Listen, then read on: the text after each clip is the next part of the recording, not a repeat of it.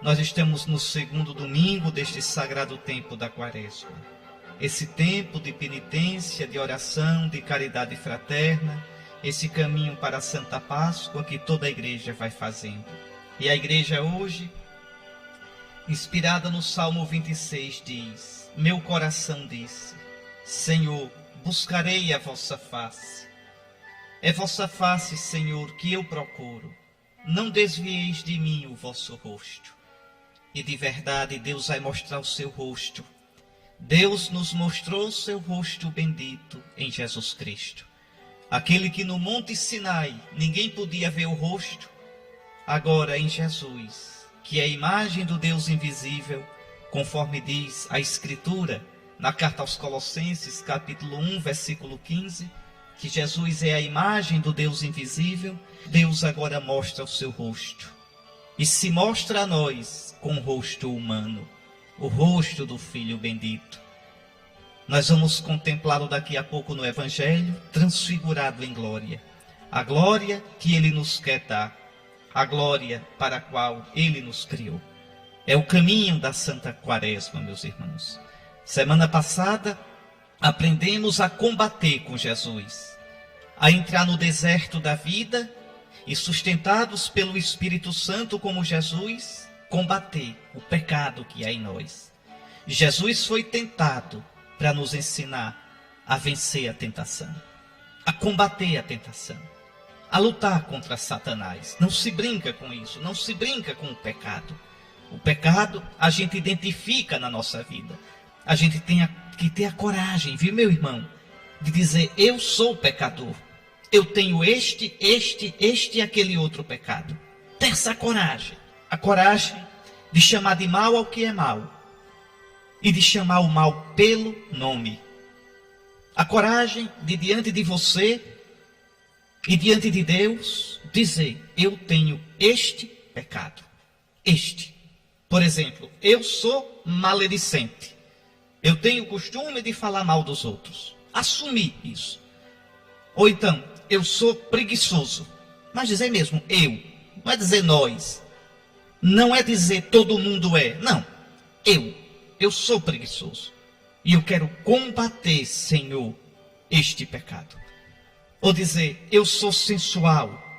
Ou eu estou fornicando. Ou eu sou adúltero. Ou eu estou presa do álcool ou da droga, ou eu sou ganancioso, ou eu sou invejoso. Chamar o pecado de pecado. Jesus, domingo passado, entrou no deserto e foi tentado para vencer a tentação, para nos ensinar a entrar no deserto e combater. Não estamos sozinhos. Vocês lembrem do Evangelho de domingo passado? Foi o Espírito Santo que levou Jesus para o deserto para ser tentado. É o Espírito que sustenta os fiéis de Cristo na luta contra o demônio. É o Espírito Santo. Você recebeu o Espírito Santo no batismo como vida de Cristo. Você recebeu o Espírito Santo na crisma como força de Cristo. Por que ter medo? Por que ter medo se o Senhor está contigo?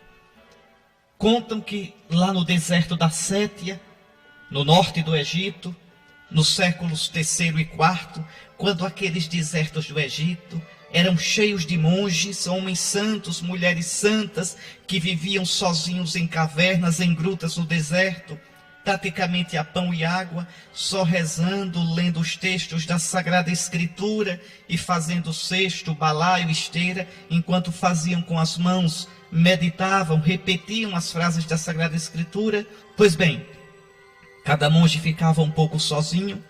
Um jovem monge procurou um monge mais velho e disse: meu pai, o que é que eu faço? Eu estou lá sozinho na minha cela. Cela é o nome do quarto dos religiosos. Então, em geral, nos conventos não se tem quarto, chama-se cela. Está certo? Cela quer dizer cérula, aquele lugarzinho onde o monge fica, onde o frade fica, dorme e vive. Pois bem, pai, disse o monge mais novo, eu não consigo ficar na minha cela. Veja, pai, ela está cheia de demônios. E aí o velho monge disse: volta para a tua cela. Combate o combate da fé no teu coração, porque se há muitos demônios, também há muitos anjos que combatem por ti. Então, por que ter medo? É um combate. São Paulo diz que o nosso combate não é contra a carne nem contra o sangue, mas é contra o poder das trevas. E esse poder das trevas se manifesta em nós, com tantas tendências ruins. Então, domingo passado, Jesus entrou no deserto para ensinar a sua igreja a entrar com ele neste deserto da quaresma. Domingo passado, Jesus combateu Satanás e venceu, para dizer que ele está contigo, e que combate contigo, e que te dá o seu Espírito Santo de força para que tu combatas. Tu tenhas a coragem de dar o nome ao teu pecado, e em nome de Jesus combatê-lo, expulsá-lo do teu coração. Cuidado, meu irmão. Cuide bem do seu coração. Não estou falando para você ir para cardiologista. Essa é outra história. É de um outro coração que eu estou falando. O coração na Bíblia quer dizer o centro da pessoa. A personalidade da pessoa. Ali onde você diz eu. É isso que significa a palavra bíblica, lebab. O coração. Pois bem, cuide do seu coração. Porque lá dentro há tanta treva. Instintos ruins, pensamentos ruins, tendências ruins. Então nessa quaresma diga, Jesus, Jesus, Tu és minha luz interior. Jesus, não deixes que minha escuridão fale mais alto. Não deixe que minhas escuridões, Jesus, falem mais alto e sejam mais fortes do que a Tua luz. Brilha, Jesus, no meu coração. Então isto, domingo passado. E neste domingo, neste segundo domingo da quaresma, Jesus mostra no Evangelho para onde a quaresma nos leva. Para que combater na quaresma? Para que lutar na quaresma? Para que fazer penitência na quaresma? Para que se confessar na quaresma? Para ser transfigurados na Páscoa. Por isso, se domingo passado aparece Jesus lutando contra o diabo, neste domingo ele vai aparecer glorioso. Se lutarmos com ele seremos glorificados. Se estivermos com ele no deserto, estaremos com ele no Tabor. Agora, não estaremos com ele no Tabor se não tivermos a coragem de estar com ele no deserto. São João da Cruz dizia, quem não ama a cruz de Cristo não verá a glória de Cristo. Se tu foges da luta, não esperes a vitória, de modo nenhum. Então, vamos à primeira leitura da missa de hoje. Vamos escutar com atenção. Sobretudo na quaresma, escutar a palavra de Deus com mais atenção ainda. Senhor, Senhor, como diz o Salmo, meu coração disse, buscarei a vossa face, Senhor. A vossa face, Senhor. O vosso rosto, o vosso amor. É a vossa face, Senhor, que eu procuro. Vamos procurar a face de Deus nesta tarde bendita. Procurar a face de Deus na sua santa palavra. 4 versículos somente. Estão vendo? E aqui está o início da grande história do povo de Israel com seu Deus. Com seu Deus. Abraão viveu no século 19 a.C., meus irmãos. Imaginem, mais ou menos lá pelo ano 1850 a.C. Então, de Abraão para Cristo, há a mesma distância no tempo que de Cristo para nós. Imaginem como Deus, na paciência dele, vai tecendo as coisas devagarzinho, meus irmãos. Os tempos de Deus não são os nossos tempos. Pois bem, onde vivia Abraão? Vivia no atual Iraque. Abraão é de Ur, no sul do atual Iraque. Então ele saiu dali com a família dele, com o pai dele, com a família. E foi para onde? Foi para o sudeste da atual Turquia. Ali onde está Arã, Padã Arã. Ali Abraão viveu. Por que saiu de Ur para Padã Arã? É sempre procurando pastagem para o gado. São pastores. Eles não plantam, não dá para plantar capim. Eles vão atrás do capim que já existe.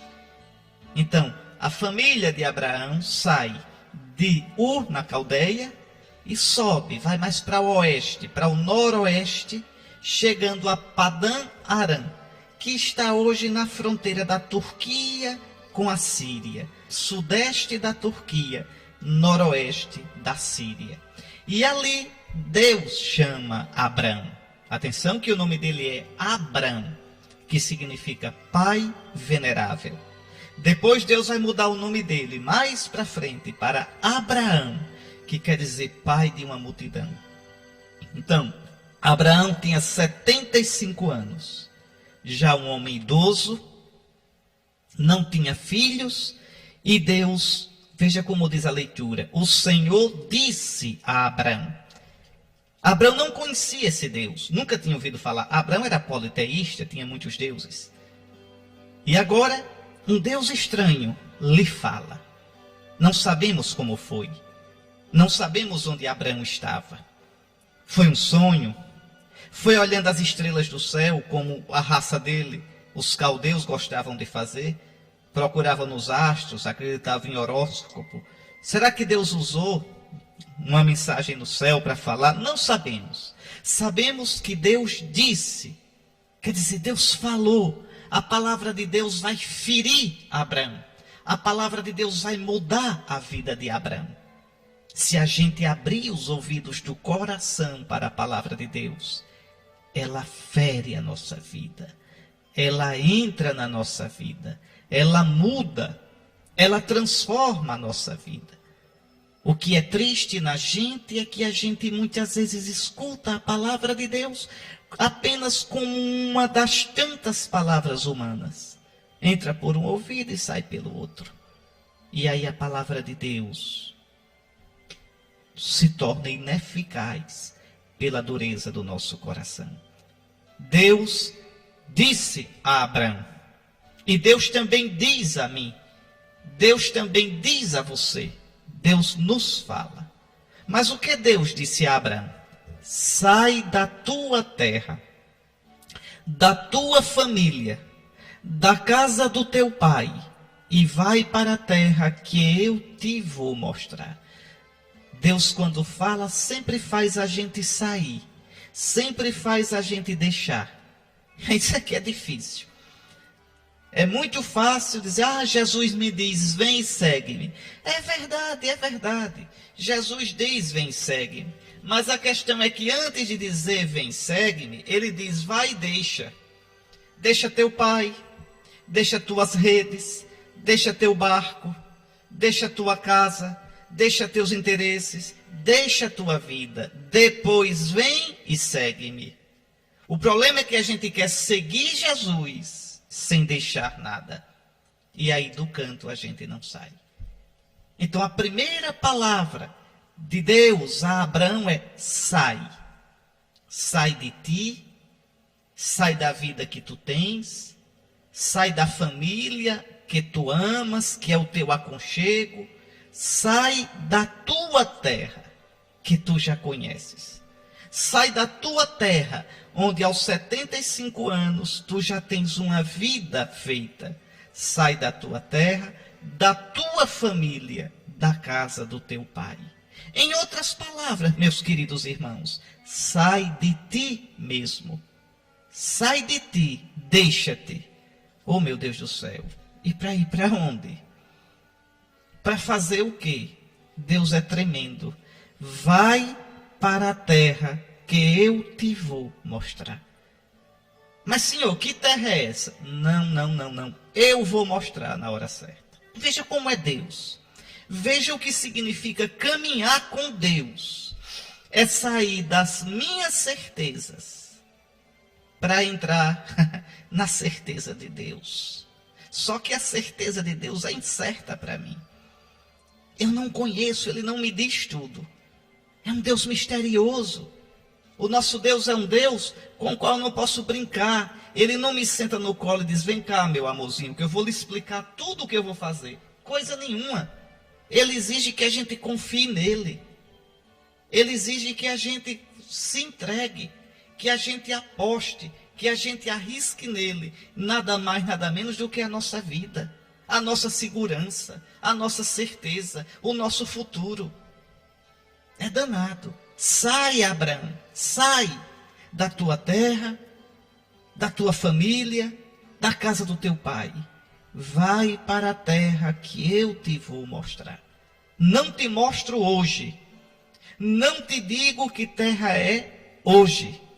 Eu te mostrarei. Tu deves sair confiando somente em mim, entregando-te a mim. E pronto.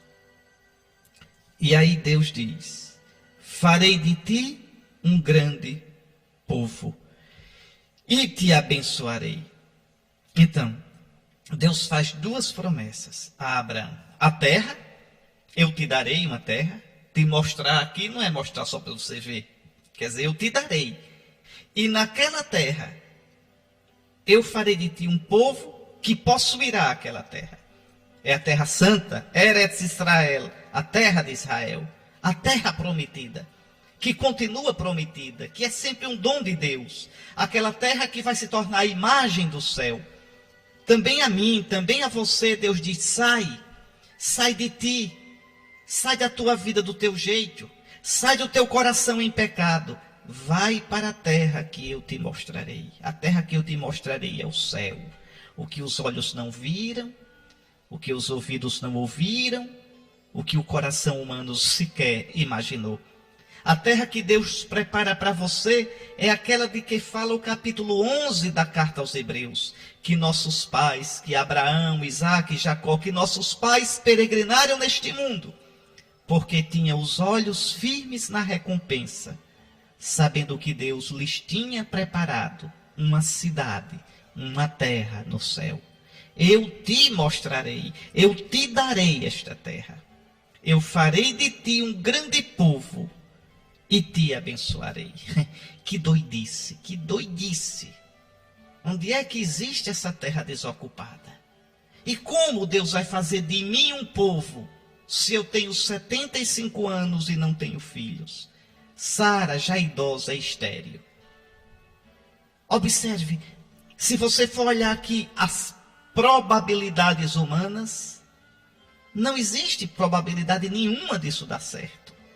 Mas Abraão vai, confiando em Deus. Olha o que Deus diz ainda. Escute só.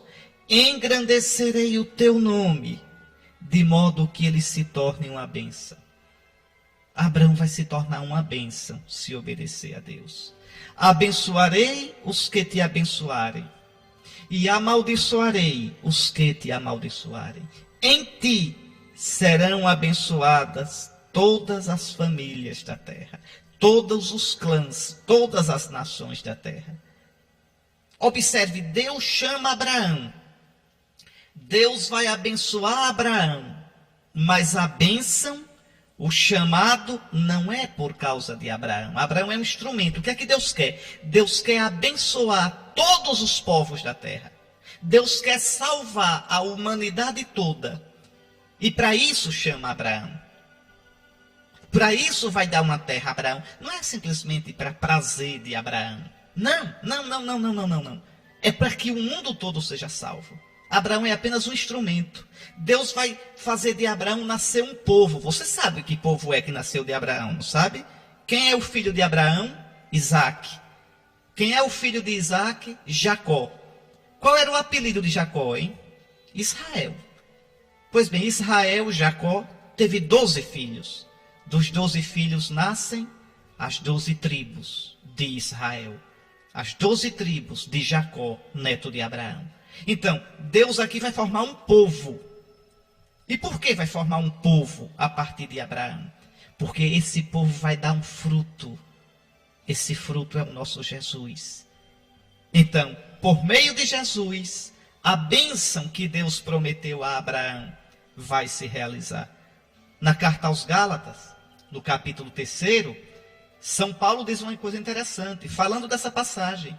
Irmãos, diz o apóstolo, Gálatas 3, versículos 15 e seguintes. Escute, irmãos, falo como homem, Mesmo que um testamento humano, legitimamente feito, ninguém o pode invalidar nem modificar.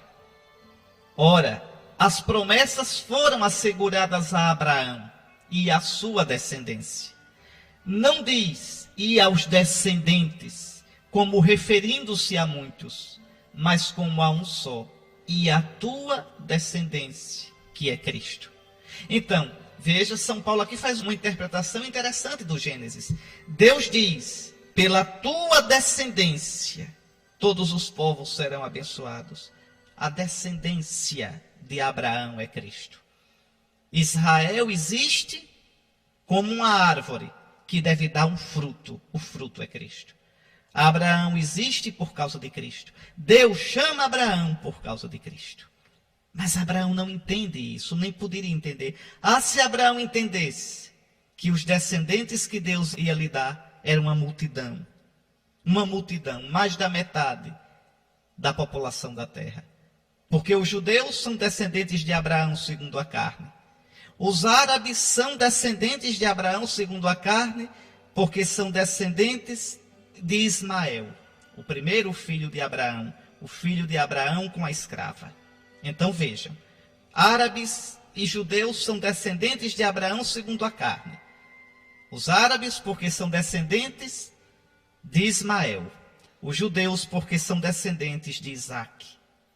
E é interessante que pesquisas recentes, olhando o DNA de árabes e judeus, essas pesquisas comprovaram isso. É muito interessante. Muito interessante. Mas eles sabem que são, sim, irmãos. Que são irmãos, árabes e judeus. Então vejam, e nós cristãos, descendentes de Abraão, porque pelo Espírito de Cristo que nós recebemos, temos o Espírito daquele que é a descendência por excelência, Cristo nosso Senhor e Deus. Se Abraão imaginasse a multidão que ia chamá-lo de pai,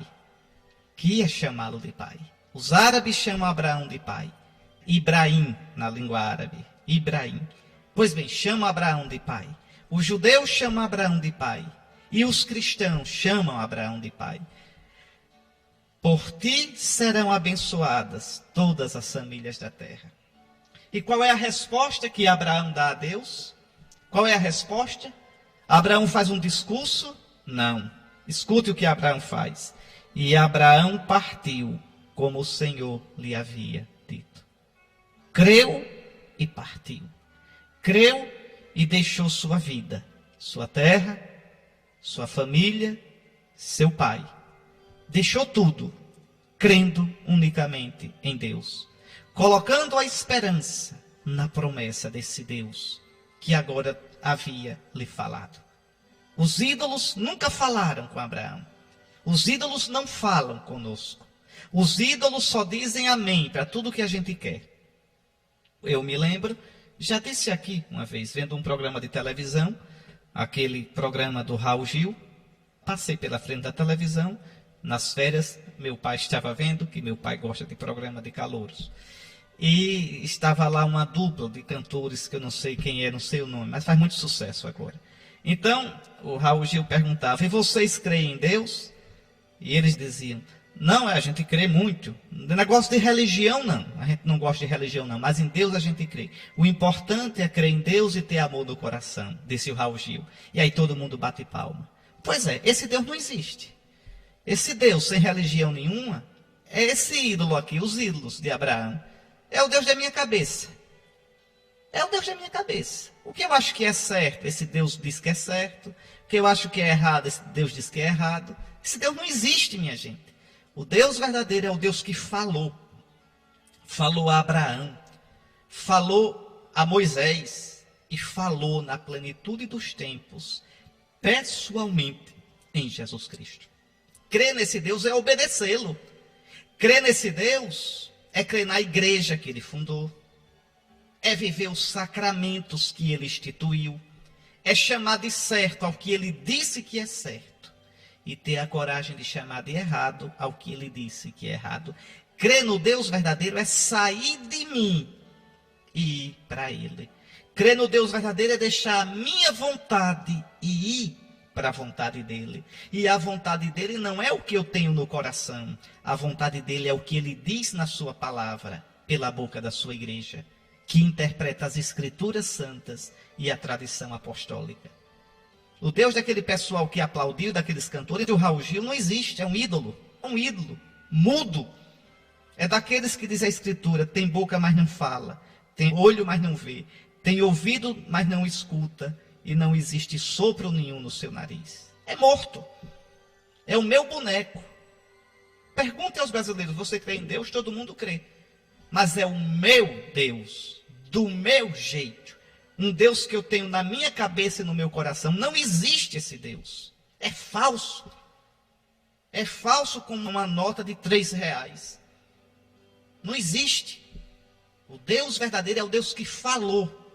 E ao Deus que fala, eu respondo com a obediência da fé. Como Abraão. Veja, sai de si. Vai para uma terra estranha. Sem garantia nenhuma. Obedecendo a este Deus. Meu querido irmão. Minha querida irmã. Nesta quaresma, faça como Abraão. Levante-se. Levantar de onde, Dom Henrique? Do seu pecado. Levantar de onde? Da sua vida longe de Deus, da sua malandragem, da sua infidelidade, da sua descrença. Levante-se e parta, como o Senhor lhe diz. Partir para onde? Para a terra que o Senhor vai lhe mostrar. E a terra que o Senhor vai lhe mostrar é o coração dele. Como diz o Salmo no início da missa de hoje, meu coração diz, Senhor, buscarei a vossa face. É a vossa face, Senhor, que eu procuro. Não desvieis de mim o vosso rosto.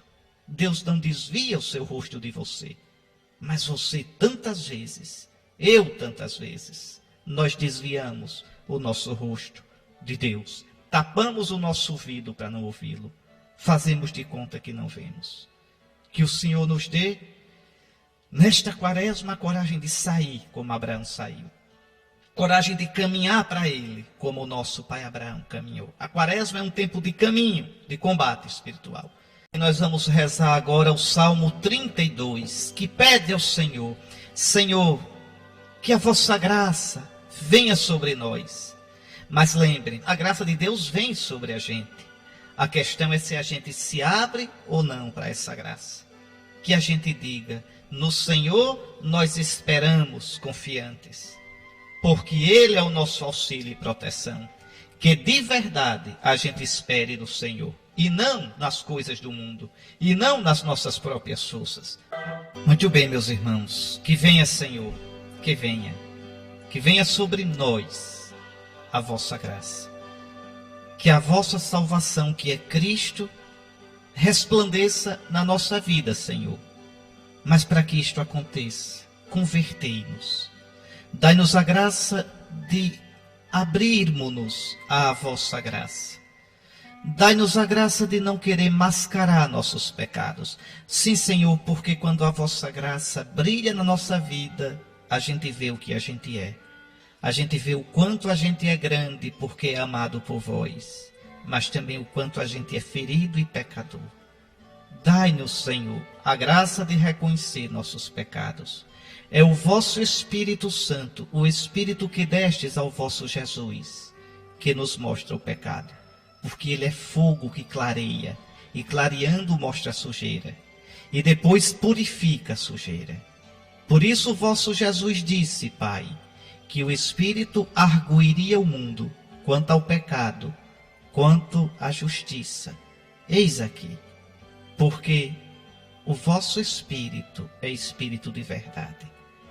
Pai Santo, ajudai-nos. Ajudai-nos a corresponder à vossa graça. Está aqui outra palavra fortíssima que hoje Deus nos dirige. A quaresma é assim. São Paulo, já no final da vida, escreve ao seu discípulo Timóteo, bispo de Éfeso, da grande cidade de Éfeso. E veja que conselho ele dá. Caríssimo, sofre comigo pelo Evangelho. É danado. O Evangelho é Cristo. O Evangelho não é uma coisa, o Evangelho é uma pessoa. A boa nova que Deus nos dá é uma pessoa, é o seu Filho. E não se pode seguir a Cristo, meus irmãos, sem pagar um preço. Não se pode seguir a Cristo sem sofrer por Cristo. E aí é interessante, São Paulo não diz a Timóteo: olhe, Timóteo, tudo vai dar certo para você. Olhe, Timóteo, isso vai passar. Não, não. São Paulo é sério, São Paulo não é de brincadeira. E São Paulo dá o conselho correto a Timóteo. O conselho que eu dou a você também. O conselho que eu escuto da Escritura e como bispo da igreja dou a você. Sofre comigo pelo Evangelho. O Senhor não te promete vida fácil. O Senhor não te promete sombra e água fresca. O Senhor não te coloca numa redoma para que nada de mal aconteça contigo. Não. Sofre comigo pelo Evangelho. É pelo Evangelho. É por amor de Cristo. E a gente aguenta, porque olha o que São Paulo diz: sofre comigo pelo Evangelho, fortificado pelo poder de Deus. O poder de Deus é o Espírito Santo. Poder de Deus, a glória de Deus, a vida de Deus, o amor de Deus. Tudo isto são modos de se referir ao Espírito Santo. Então, sofre comigo pelo Evangelho, fortificado pelo Espírito Santo, que é o poder de Deus. Esse poder de Deus você recebeu na crisma, no sacramento da crisma. Não é sacramento do crisma não, viu? Não existe esse sacramento do crisma. É sacramento da crisma, ou sacramento da confirmação, ou sacramento da crismação. Então, dá. Agora, no sacramento da crisma, eu sou ungido com o crisma. O crisma é o óleo. A crisma é o sacramento. Certo? Esse crisma que é o sacramento é a mesma coisa que crismação. Crisma aqui é a abreviatura de crismação. Então, sacramento da crisma, no qual eu recebo a unção com o crisma. E aquele óleo do crisma, aquele santo crisma, ele é símbolo, sinal da força que é o Espírito Santo. No batismo, pela água, você recebeu o Espírito Santo como vida nova de Cristo. Todo aquele que está em Cristo é uma nova criatura. Agora, no óleo crismal, no crisma, no sacramento da crisma, você recebe o Espírito Santo como força para que tenha coragem de sofrer pelo Evangelho. E que sofrimentos são esses? O de cada dia. O sofrimento para ser fiel a nosso Senhor. O sofrimento para não fechar o coração diante de nosso Senhor. O sofrimento no combate de seus pecados, de seus vícios. Mas também o sofrimento pela chacotinha, porque é cristão. O sofrimento de levar um namoro santo, porque é cristão. O sofrimento para caminhar no caminho de nosso Senhor. O sofrimento porque vai muitas vezes ser discriminado, criticado, ridicularizado por causa de Jesus. Então, sofre comigo pelo Evangelho, fortificado pelo poder de Deus, fortificado pelo Espírito de Deus. São Paulo diz ainda: vós não recebestes um espírito de temor, não, um espírito de fraqueza, de covardia.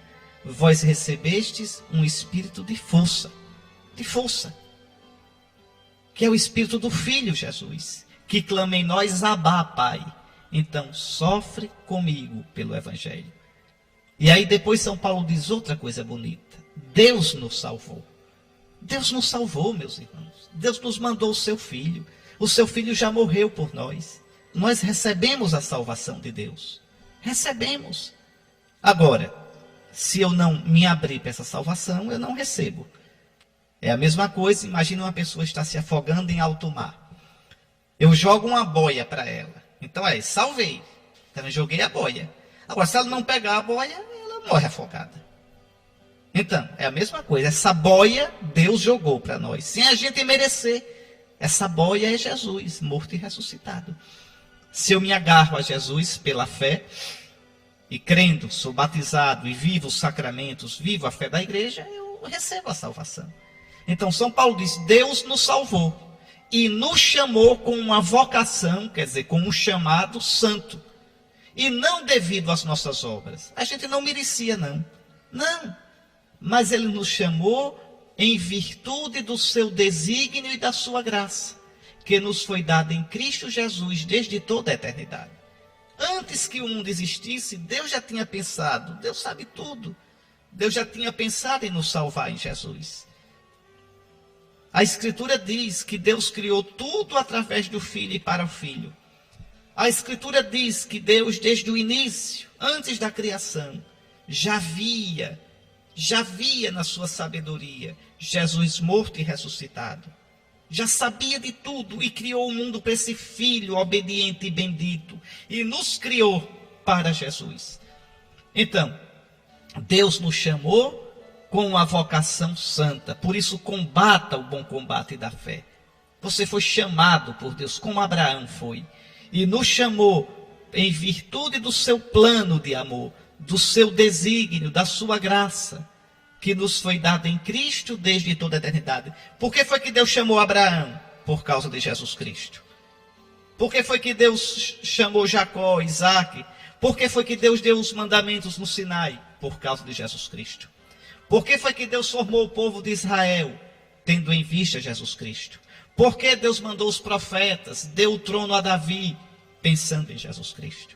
Porque desde o começo, o Pai pensou em mandar o seu Filho para a nossa salvação. Então, os sofrimentos que você vive agora estão dentro de um amor muito grande de Deus. Se você disser sim, se você sofrer pelo Evangelho, se você não trair nosso Senhor, se você permanecer fiel até o fim, você está respondendo a esse chamado santo, esta vocação santa com a qual Deus nos chamou. E São Paulo diz, essa graça da salvação foi revelada agora. Agora, nos últimos tempos.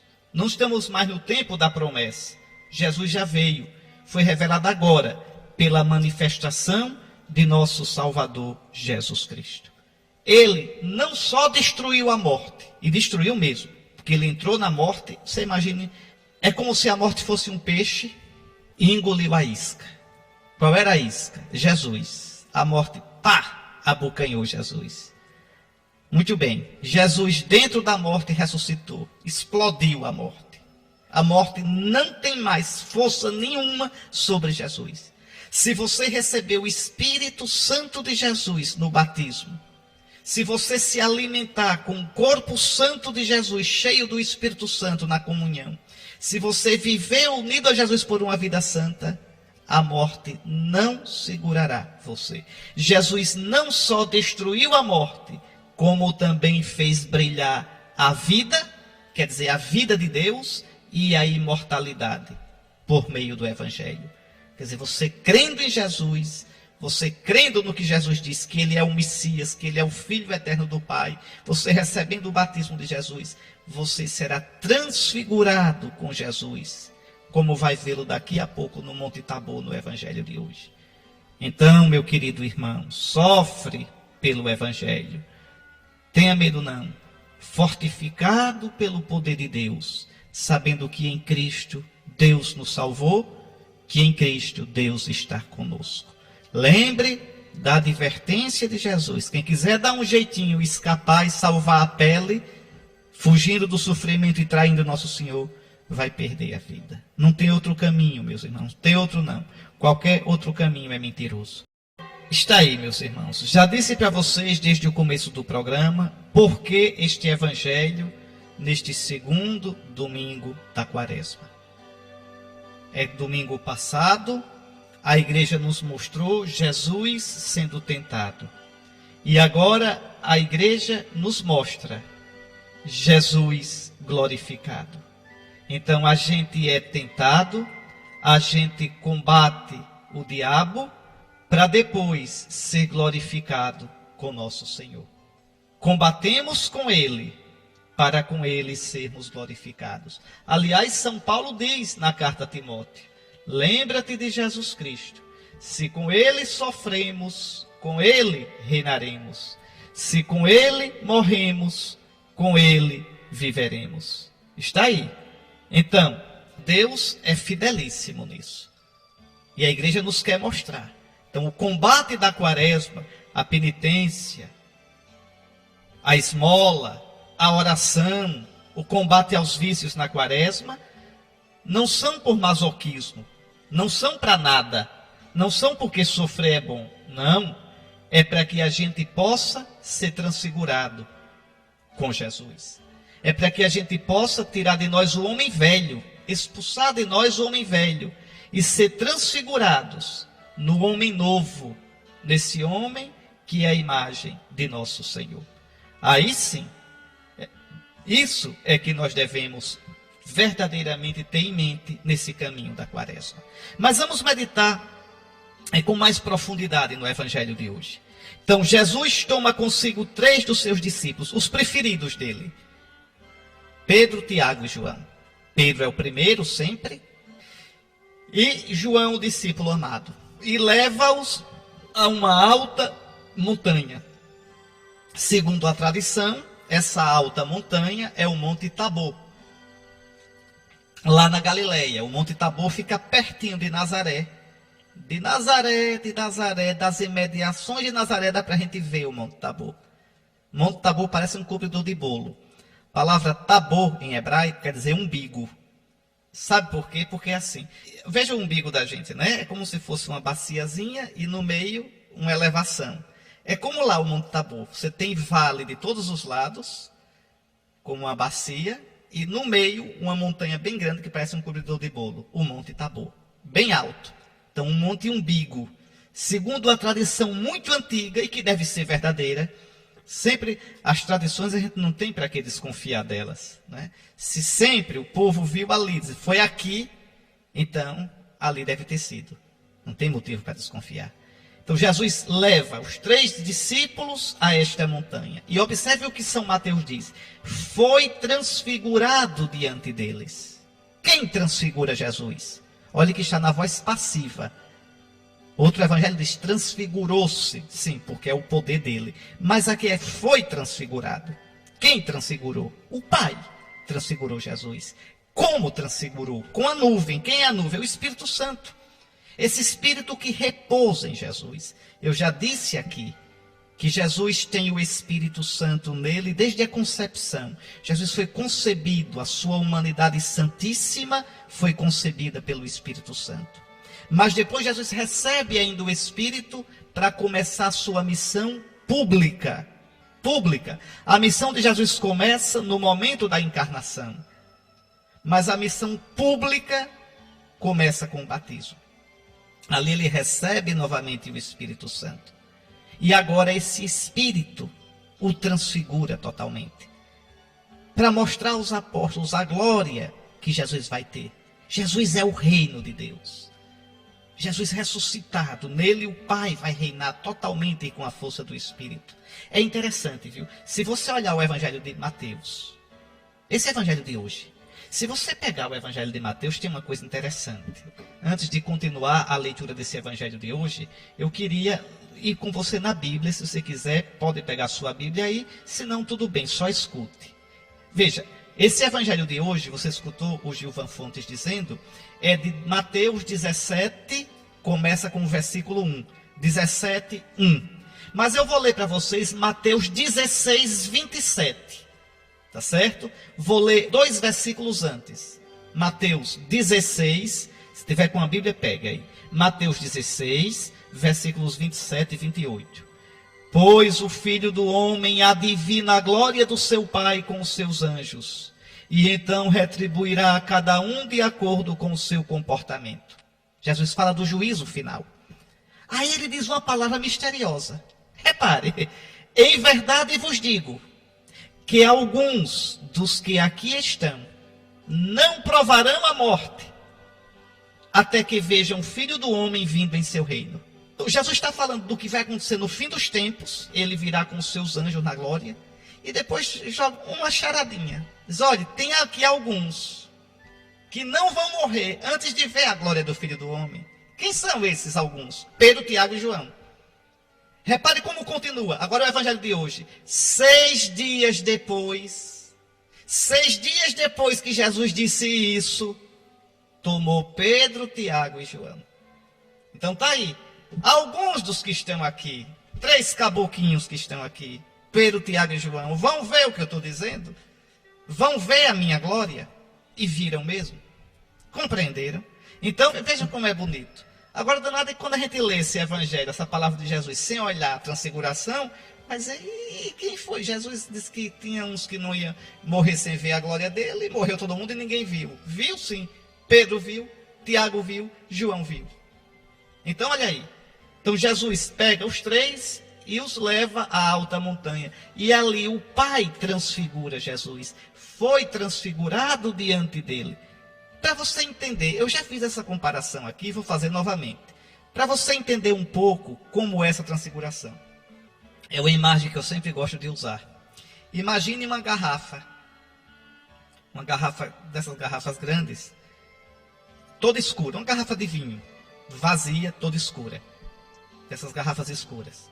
E imagine dentro da garrafa uma lâmpada bem forte, apagada. Mas está lá a lâmpada. É como Cristo. Ele é Deus. Não aparece a divindade dele, mas ele é Deus. A lâmpada está lá. Pois bem, no Tabor o que aconteceu? Acenda a luz dessa garrafa. A garrafa brilha, fica resplandecente. Foi o que aconteceu com Jesus. O Espírito Santo que envolve Jesus. O Espírito que é o poder de Deus, que é a glória de Deus. Eu disse nesse instante comentando a segunda leitura. Então esse Espírito transfigura a humanidade de Jesus. Então a nossa carne frágil, e Jesus tem a nossa carne. A nossa natureza humana limitada, e Jesus tem a nossa natureza humana. Por um momento, são transfigurados de glória. Para que os apóstolos vejam onde Jesus vai. Jesus vai para a glória. Esse é o destino de Jesus. E esse é o teu destino. Se sofrermos com ele, e São Paulo diz, sofre comigo pelo Evangelho. Escutamos na segunda leitura. Se sofrermos com ele reinaremos. Diz também São Paulo na carta a Timóteo. São Paulo diz, lembre que ele diz isso. Lembra-te de Jesus Cristo, ressuscitado dentre os mortos, da descendência de Davi. Fiel é essa palavra. Se com ele morremos, com ele viveremos. Se com ele sofremos, com ele reinaremos. Onde é que está isso? Na segunda carta de São Paulo a Timóteo. Essa mesma carta que foi lida na segunda leitura de hoje. No capítulo 2, versículos 8 e seguinte. Pode pegar lá. Então, sofre com Cristo nessa vida. Sofre, tenha medo não. Não tenhas medo. Que tu serás glorificado. Combate o combate da quaresma, sem medo. O teu destino é celebrar a Páscoa da glória do céu. Então Jesus transfigurado. O seu rosto brilhou como o sol. O brilho do sol simboliza a divindade e a glória de Deus.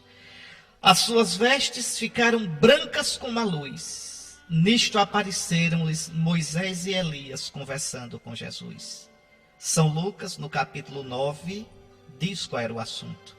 Diz que conversavam sobre a partida de Jesus, que ia acontecer em Jerusalém. Veja, estavam falando sobre a morte de Jesus, sobre a paixão de Jesus. Por que é que aparecem Moisés e Elias? Porque Moisés simboliza a lei, Elias simboliza os profetas. Então a lei e os profetas são o Antigo Testamento. O que é que o Evangelho está dizendo? Que o Antigo Testamento dá testemunho de Cristo. Que o Antigo Testamento já falaram da morte de Cristo.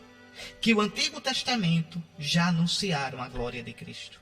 Observe, Moisés e Elias aparecem transfigurados na nuvem que transfigurou Jesus. Quem transfigura Moisés e Elias? Jesus. Moisés e Elias estão todos luminosos, a luz não vem de dentro deles. A luz vem de dentro de Jesus e ilumina Moisés e Elias. É Jesus que ilumina o Antigo Testamento. É Jesus que ilumina todo aquele que se aproxima dele. Aproximai-vos do Senhor e sereis iluminados, e não haverá sombra em vossa face, diz a Sagrada Escritura, na carta aos Efésios. Então, Moisés e Elias são iluminados pela Escritura. Mas aqui também tem um mistério bonito, quaresmal. Qual é o mistério quaresmal aqui, Dom Henrique? Moisés jejuou 40 dias para subir no Monte Sinai, para encontrar Deus, a glória de Deus. Elias caminhou 40 dias e 40 noites no deserto, até o Horebe. Horebe e Sinai são o mesmo monte. É que no norte de Israel era chamado Horebe, no sul era chamado Sinai. E aí vê a glória de Deus. Jesus combateu o demônio 40 dias, e você não quer combater. A quaresma, exatamente, a quaresma são os 40 dias de combate para ver a glória de Deus. E onde é que a gente vai ver a glória de Deus? Onde? Na ressurreição de Cristo, celebrando a Páscoa do Senhor. Vamos experimentar essa luz, vamos ver essa luz nos símbolos da liturgia e um dia face a face na glória. Por isso, essas leituras hoje, esses dois personagens, Moisés e Elias. Está certo? Então é isso que a Escritura quer dizer. Bom, conversando então sobre a paixão. Mateus não diz o assunto, mas Lucas diz. Você pode olhar Lucas no capítulo 9. A cena da transfiguração, a passagem da transfiguração, Lucas diz o assunto. E aí Pedro diz, Senhor, é bom ficarmos aqui. Pedro, Tiago e João. Olha, Jesus chamou os três para o Monte Tabor. Pedro diz, é bom ficarmos aqui. Depois Jesus chamou os três para o Monte das Oliveiras. E aí os três dormiram. Aí não foi bom ficar. Bom é na glória. São iguaizinhos a gente. Mas o que é que São Paulo nos disse na segunda leitura? Sofre comigo pelo Evangelho. Aquilo que São João da Cruz disse, que eu já lhe disse. Quem não ama a cruz de Cristo não vê a glória de Cristo. Jesus chama os três para vê-lo transfigurado, porque vai chamar os três para participar da sua paixão, da sua agonia. Se tu foges da agonia de Cristo, se tu foges de sofrer pelo Evangelho, tu não verás a glória de Cristo. Não verás, nem eu verei, nem você verá. Meu irmão, não tem alegria maior nessa vida do que sofrer por nosso Senhor. Dá uma paz, quando é por nosso Senhor, não pela nossa malandragem. Dá uma paz, dá uma alegria, dá uma serenidade, dá uma força. Então, Pedro diz, Senhor, é bom ficarmos aqui. Se queres, vou fazer aqui 3 tendas. Uma para ti, outra para Moisés e outra para Elias. Não, Pedro, não. Eu quero ver você ficar comigo, é no Monte das Oliveiras. E aí Pedro ainda estava falando, quando uma nuvem luminosa, essa nuvem é símbolo do Espírito Santo, a nuvem, a água, o fogo, o vento, o perfume, o óleo, são símbolos do Espírito Santo. Então, uma nuvem luminosa os cobriu com a sua sombra. A mesma nuvem que cobre com sua sombra a Virgem Maria. O Espírito virá sobre ti, Virgem Maria. O poder de Deus te cobrirá com a sua sombra. Veja, eu disse quando eu comentei a segunda leitura que o poder de Deus é o Espírito Santo. Sofre comigo pelo Evangelho, fortificado pelo poder de Deus. Está vendo? Não estou enganando vocês pela rádio, que é muito feio. Então veja. E aí, de dentro da nuvem, sai uma voz. É a voz do Pai. Este é o meu Filho amado, no qual eu pus todo o meu agrado. No qual eu pus o meu Espírito. O agrado, o bem-querer do Pai, o amor do Pai é o Espírito Santo. Escutai-o. Escutai-o. Então, Pai apresenta o seu Filho glorioso. Mas esse Filho glorioso é o que vai morrer na cruz. Observe que quando Jesus desce do monte, Jesus proíbe os discípulos de contarem. Por que Jesus proíbe? Por que Jesus proíbe de contar? Seria tão bom contar. A gente viu Jesus glorificado. A gente viu Jesus, olha, o rosto brilhando. Não era desse mundo. A gente viu Jesus transfigurado. E por que Jesus proíbe de contar? O Evangelho diz, não conteis a ninguém essa visão, até que o Filho do Homem tenha ressuscitado dos mortos.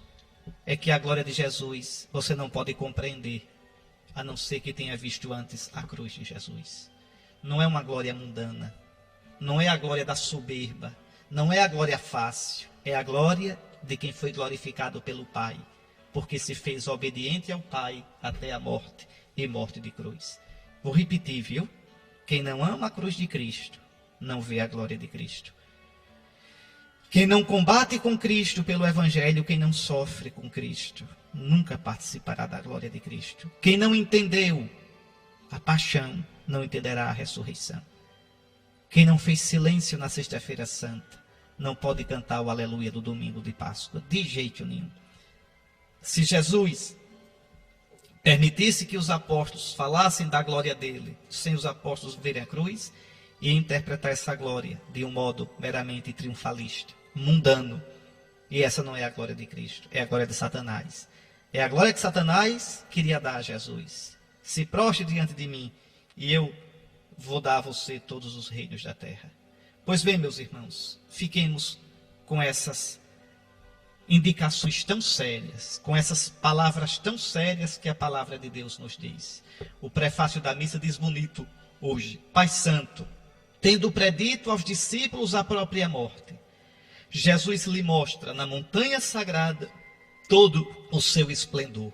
E com o testemunho da lei e dos profetas, simbolizados em Moisés e Elias, nos ensina que pela paixão e cruz, ele chegará à glória da ressurreição. Enquanto esperamos a realização plena de vossas promessas, nós cantamos: Santo, Santo, Santo. Pois bem, meu querido irmão, minha querida irmã, fique com Deus nesse segundo domingo da Quaresma. Muito bem, estamos encerrando. Deus abençoe a vocês todos. O Senhor esteja convosco. Abençoe-vos o Deus Todo-Poderoso, Pai, Filho e Espírito Santo. Fique com nosso Senhor.